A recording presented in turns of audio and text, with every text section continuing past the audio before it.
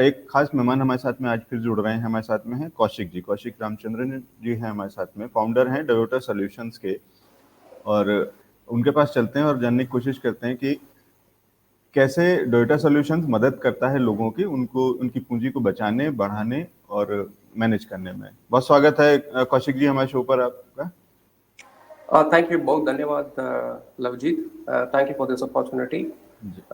I'm founder of Toyota Solutions. We are a SEBI registered investment advisory firm. अभी 4 साल से हम investment advice करते आ रहे हैं और हमारा जो क्लाइंट्स है दुनिया भर का है क्लाइंट्स, जो हमने एक लास्ट 10 साल में हमने रिसर्च करके एक सिंपल सा जो इन्वेस्टमेंट के लिए हमारा जो फाइनेंस जो है, फाइनेंशियल रिसोर्सेज जो है उसको कैसा मैनेज करने का एक रिसर्च करके हमने एक सिंपल सा प्रोसेस बनाया। तो उसमें से एक छोटा सा प्रोसेस जो है मैं वो आज आपसे इधर पेश करूंगा। एक जो है इक्विटी जो इन्वेस्टमेंट्स जो है, इक्विटी और इक्विटी रिलेटेड जो इन्वेस्टमेंट जो है, ये लॉन्ग टर्म के लिए बहुत अच्छे होते हैं। लॉन्ग टर्म के तरह लॉन्ग टर्म इन्वेस्टमेंट जैसे हम इसको यूज करेंगे, इक्विटी और इक्विटी रिलेटेड म्यूचुअल फंड्स, हमको बहुत फायदा मिलेगा। फायदा जो मिलता है वो फायदा कंपाउंडिंग, पावर ऑफ कंपाउंडिंग हम जो बोलते हैं, लाइक आप एक खरीद के 10 साल तक रखिए तो जो पावर ऑफ कंपाउंडिंग जो है उसका जो इफेक्ट जो है हमको सोच भी नहीं पा सकता है अभी। It's so big that we will only realize at the end of 10 years. And at this point of time, I will also quote, दुनिया के जो मशहूर जो एक्सपर्ट जो है वॉरेन बुफे, उसका जो कहना है, if you can't hold investments for 10 years, don't even try to hold that investment for 10 minutes. उसका कहना वही है।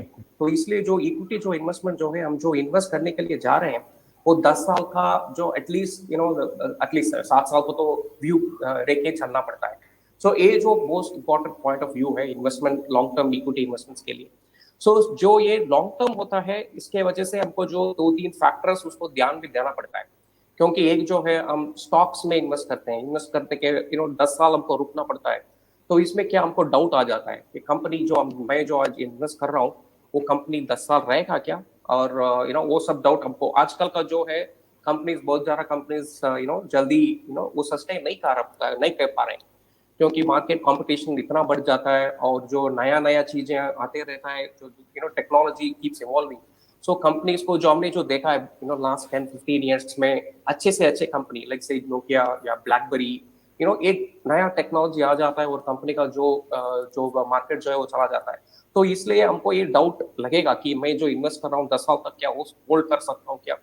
इसलिए जो हमको हमारा जो ऑप्शन जो आजकल आ गया कि ETF, जो rather than buying a single company, one single company, I can buy basket of companies. ETF जो है बहुत सारा ETF है आजकल। तो कौशिक जी अभी ETF पे एक बार डिस्कस करते हैं, लेकिन उससे पहले मुझे ये बताइए कि लेट्स से मैं लॉन्ग टर्म इन्वेस्टर हूँ और मैं लॉन्ग टर्म के लिए किसी स्टॉक में इन्वेस्ट करना चाहता हूँ, कैसे स्क्रीन करूँ, किन चीज़ों का रखूँ ध्यान उस स्टॉक के अंदर में कि जो चीज़ें मुझे ये बताएं कि ये स्टॉक लॉन्ग टर्म के लिए बाय किया जा सकता है, क्योंकि बाजार में लिस्टेड बहुत सारे ऐसे स्टॉक्स हैं जिनको कि शायद लॉन्ग टर्म के लिए नहीं करना चाहिए। तो क्यों, कौन से, या तो आप मुझे ये बता दीजिए कि कौन से नहीं करने चाहिए, या मुझे ये बता दीजिए कि कैसे मैं सिलेक्ट करूं कि कौन सा मैंने को पिक करना चाहिए।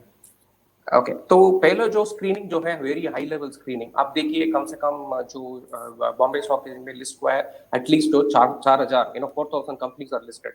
आउट ऑफ द 4,000 कंपनीज आप देखिए तो उसमें जो ट्रेडिंग जो हो रहा है it's only 800 companies, only 800 companies का मैक्सिमम ट्रेडिंग हो रहा है। उसमें भी जो है 500 कंपनीज, ओनली 500 कंपनीज। उसमें म्यूचुअल फंड के हिसाब से जो एनालाइज करते हैं तो देयर इज 50 निफ्टी 50, एक the top 50 companies are there. At the second level पे next 50 100 companies are there. Then there are 150 mid cap companies are there and there are 250 small cap companies are there. So ये 4 basket में उसको हम split कर सकते हैं, first 50 और next 50 और 150 मिड कैप और 250 small. This a very high level breakup.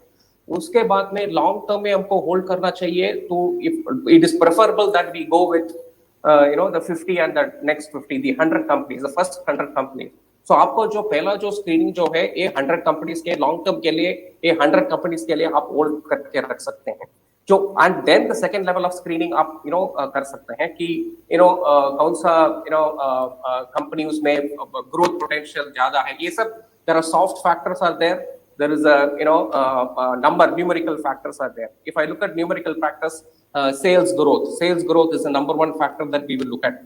Then we will look at what is the profitability of the company. तो कंपनी का जो ग्रोथ कैसा हो रहा है, लास्ट 3 साल और 4 साल कितना ग्रोथ हुआ है कंपनी, और जो 100 कंपनी जो हमने शॉर्ट करके रखा है, टॉप 100 कंपनीज, उसमें से किसका ग्रोथ ज्यादा हो रहा है, फास्ट ग्रोथ होने से फायदा नहीं होता है, बट प्रॉफिट भी बनना चाहिए कंपनी को, राइट? तो कौन सा कंपनी का प्रॉफिट परसेंटेज ज्यादा हो रहा है, और दूसरा हमको ये देखना पड़ता है कितना बोरो कर रहा है कंपनी, कितना लिवरेज किया है company, like 3 factors. So there are about 10 factors which are there. Universally we look at the fundamental analysis of the companies, but top level में जो है ये 3 factors जो है, sales growth, profitability growth, और जो leveraging कितना किया है, and then finally it comes to that जो earnings per share जो है, अभी कितना shares market पे है और per share कितना profit जो मिल रहा है. So ये जो 4 factors हमको overall हम अंडरस्टैंड कर सकते हैं, और ये 4 फैक्टर के हिसाब से हम कंपनी को रैंक कर सकते हैं, और उसी में से हम जो 100 कंपनीज जो स्क्रीन करके फर्दर शॉर्टलिस्ट हम कर सकते हैं यूजिंग दीस 4 मेन फैक्टर्स. जी, तो कौशिक सर, आपने ये फैक्टर्स बताए जिनको कि हम नज़र में रख करके हम सिलेक्ट कर सकते हैं कि कौन से शेयर्स को सिलेक्ट करना चाहिए हमें. तो ये हमें पता चल गया. लॉन्ग टर्म के लिए हमने उसमें इन्वेस्ट कर दिया, तो ये तो एक तरीका हुआ. लेकिन एक जो आप कौन से ऐसे स्टॉक्स होंगे जो नहीं मुझे इन्वेस्ट करने चाहिए, ऐसा भी कोई क्राइटेरिया है, या कुछ ऐसे मेरे को टिप्स दे सकते हैं आप कि मैं इन चीज़ों को चेक कर लूं और मुझे लगे कि अच्छा ये इस पे क्राइटेरिया पे ये खड़े नहीं होते हैं, तो मुझे छोड़ देना चाहिए, उनको स्किप कर देना चाहिए? एक जो है, फर्स्ट ऑफ ऑल जो कॉर्पोरेट गवर्नेंस जो है, most important issue is the corporate governance. अभी the ethics business ethics is the most important thing. हमको कोई भी डाउट आ गया, आई मीन कोई भी कंपनी के ऊपर हमको even small amount of doubt is there that a company corporate governance follow नहीं कर रहे हैं, a company ethical practices follow नहीं कर रहे हैं, तो ऐसा डाउट आ गया. आई मीन इसको प्रूव भी नहीं होना चाहिए, बट लेकिन even small amount of doubt also comes. That is the first company that I should stay away from, because the corporate governance and ethics is the most important factor. It's okay, I mean, if I can make a little bit of lesser profits, that's fine, but जो corporate governance का issue आ गया, then definitely I should stay away from that company. And then the second is we should also consider the companies like in the financial factors. If I look at it, over leveraged companies, company ने जो ज़्यादा borrow किया है, lot of borrowings are there. So we need to give focus on what is the borrowings that companies are doing. So companies which have borrowed quite heavily, I mean depending on there is a debt equity ratio जो हम बोलते हैं, कितना equity है, कितना debt है, तो debt equity ratio बहुत ज़्यादा हो गया, ज़्यादा मतलब 3 equity से 2 गुना हो गया debt. तो फिर वो उनको कंपनी को जो debt सर्विस करना बहुत मुश्किल हो जाता है.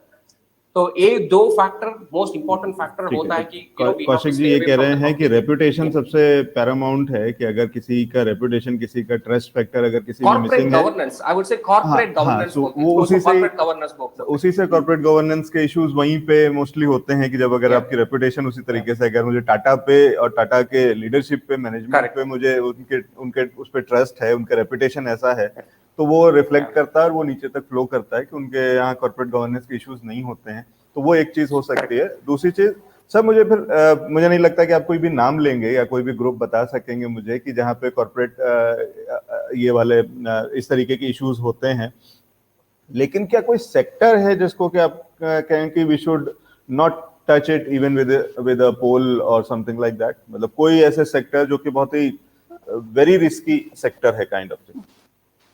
ऐसा तो नहीं कहा सकता है कि कोई सेक्टर, ये सेक्टर क्या है कि सेक्टर का जो sometimes some sectors are untouchable, right? Depending on the situation. See जो लास्ट ईयर जो कोरोना जो हुआ था मार्च में, banking sector was supposed to get affected in a big way. So but it keeps changing, right? At any point of time I cannot avoid. Sometimes I may have to avoid some sectors, but not all the times. There is no need to avoid all sectors all the time. Some sectors I have to avoid sometimes, like जो situation जो economic situation जो खराब हो जाता है, तो वो time पे one single sector gets affected. जो कोरोना का टाइम पे जो है everybody went into pharma or everybody went into FMCG sector, a lot of investments were happening at that time, but let me put it banking sector that was way, getting neglected.